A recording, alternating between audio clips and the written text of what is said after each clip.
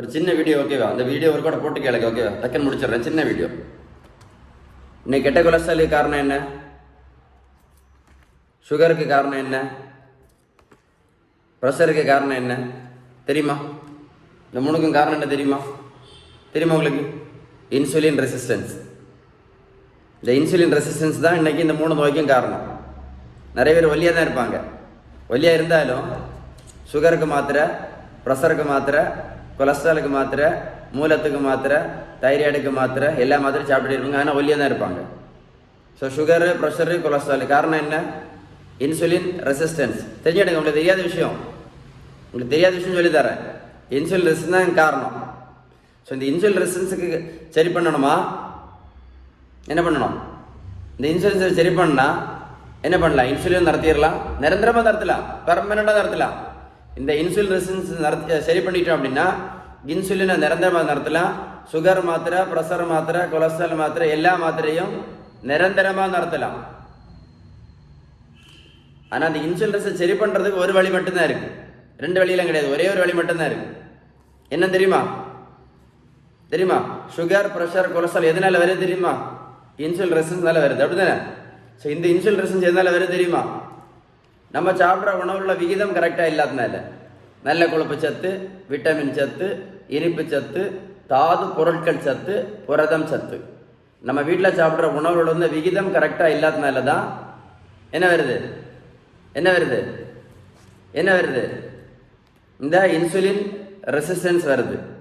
இந்த இன்சுலின்ஸ் வர்றதுனால தான் ஒல்லியாக இருந்தால் கூட என்ன வருது? சுகரு, ப்ரெஷரு, கொலஸ்ட்ராலு, கரெக்டாக இல்லையா? எத்தனை பேர் ஒல்லியாக இருந்துட்டு மாத்திரை சாப்பிட்டுட்டு இருக்கான் பார்த்துருக்கீங்களா?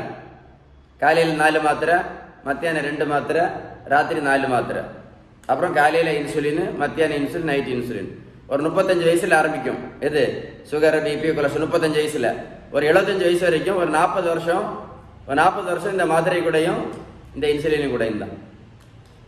உயிரோட இருக்கிறது ஏதாவது பிரயோஜனம் இருக்கா? ஹெல்த்தியாக இருக்கணும்னு என்ன பண்ணணும் சொல்லுங்களேன்? ஹெல்த்தியாக இருக்கணும்னு என்ன பண்ணணும்? மாத்திரையும் இன்சுலினும் இல்லாமல் இருந்தால் மட்டும்தான், மாத்திரையும் இன்சுலினும் இல்லாமல் இருந்தால் மட்டும்தான் மனசளவில் என்ன பண்ண முடியும்? ஹாப்பியாக, நிம்மதியாக, நல்லா தூங்குது நம்ம வாழ்ந்ததுக்கு ஒரு அர்த்தம். கரெக்டாக இல்லையா? சொல்லுங்க. டெய்லி காலையில் டெய்லி மொத்தம் ஒரு 10 மாத்திரையும் 3 நேரம் இன்சுலின் போட்டதால் வாழ்க்கையே வேஸ்ட் ஆகிடுது இல்லை? அப்போ எது முக்கியம் நமக்கு? இந்த இன்சுலின் ரெசிஸ்டன்ஸ் சரி பண்ணுனா எல்லாம் சரியும். அப்போ ஒரு வழி தான் இருக்குது, விகிதம் சரியான உணவு முறை. இந்த வீடியோ நீங்கள் ஒரு கூட போட்டு கேளுங்க, நான் சொன்ன விஷயம் கரெக்டாக உங்களுக்கு புரியும். போட்டு பார்ப்பீங்களா? மறக்காமல் வீடியோ ஃப்ரெண்ட்ஸுக்கு ஷேர் பண்ணி கொடுங்க.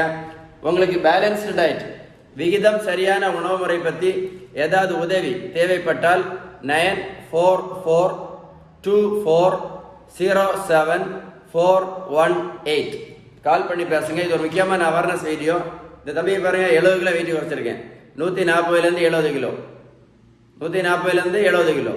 நான் ப்ரோட்டீன் பவுடரும் கொடுக்கல, மாத்திரையும் கொடுக்கல, ஜூஸும் கொடுக்கல. தம்பி நான் ரோட்டில் போய் ஓடடான்னு சொல்லவும் இல்லை. இந்த பெரியவங்களை பாருங்க, 42 கிலோ வெயிட் குறைச்சிருக்கேன். 128லேருந்து 86 கிலோ. ப்ரோட்டீன் பவுடரும் கொடுக்கல, மாத்திரையும் கொடுக்கல, ஜூஸும் கொடுக்கல. இந்த பெரியவங்களை போய் ரோட்டில் போய் அப்படின்னு ஓடக்கும் சொல்லல. ஓட முடியுமா அந்த பெரியவங்களுக்கு ரோட்டில் போய் 128 கிலோ வச்சு? அதனால இவ்வளோ பெரிய வெயிட்டை வச்சுட்டு யாராவது சொன்னாங்க சொல்லி ஓடுறது வந்து கரெக்டு கிடையாது. ஓடுனா மூச்சு வாங்கும். நினச்சி பாருங்களா, 60 வயசு ஆள் நினச்சி பாருங்க. இவங்க வயசு வந்து 60 வயசு, 62 வயசு நினைக்கிறேன் இவங்களுக்கு. 128 கிலோ ரோட்டில் ஓடுனா என்ன ஆகும்? இப்போ யோசிச்சு பார்த்தீங்களா? ஹார்ட் வந்து பம்ப் பண்ண முடியாது அவங்களுக்கு, ஹார்ட் பம்ப் பண்ண முடியாது. எல்லாம் ஞாபகம் வச்சுக்கிடுங்க ஓடுறதுக்கு முன்னாடி. ஸோ வந்து வெயிட்டை குறைக்கணும்ல என்ன பண்ணணும்? Balanced diet. நம்ம சாப்பிட்ற உணவுல விகிதம் கரெக்டாக இருந்தால் வெயிட்டு டக்குன்னு குறையும். இந்த வீடியோ மறக்காமல் ஷேர் பண்ணுங்கள். அதுக்கு முன்னாடி இந்த வீடியோ கூட கண்டிப்பாக நீங்கள் போட்டு கேளுங்க. அப்போ தான் உங்களுக்கு வந்து இந்த மைண்டு கரெக்டாக கான்செப்ட் கிடைக்கும். போட்டு பார்ப்பீங்களா? கண்டிப்பாக போட்டு ஃப்ரெண்ட்ஸுக்கு ஷேர் பண்ணி கொடுங்க. ரொம்ப யூஸ்ஃபுல்லான video. Balanced diet. Balance diet எடுத்தீங்கன்னா எல்லா மாத்திரையும் தூக்கி என்ன பண்ணலாம்? குப்பையில் போடலாம். இந்த இன்சுலினை தூக்கி தூர போட்டுடலாம். கரெக்டாக இல்லையா? லைஃப் வந்து ரொம்ப ஹாப்பியாக இருக்கும் மாத்திரை இல்லாமல் இருந்தால். Stay tune.